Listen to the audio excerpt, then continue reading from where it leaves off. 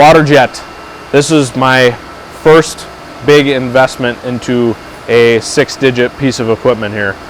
This machine can cut a plate up to 4 inches thick, over 6 feet wide, and over 12 feet long. The table is equipped with stainless slats so that it doesn't transfer rust onto our workpieces. This machine has done us very well. It has cut thousands and thousands of parts and continues to still be an intricate part of the shop today. It is controlled via CNC. On this controller here, we can path parts to tell the machine how to cut something and run it all from this control panel here.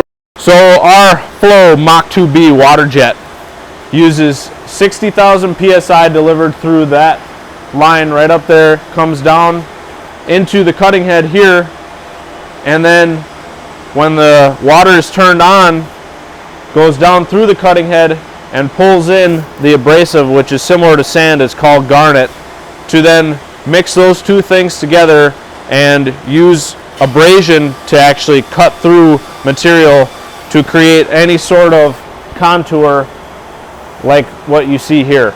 So we can cut through any material, stainless, steel, aluminum, titanium, and everything in between. Basically anything you put under it, including your finger, so be careful. We will cut it.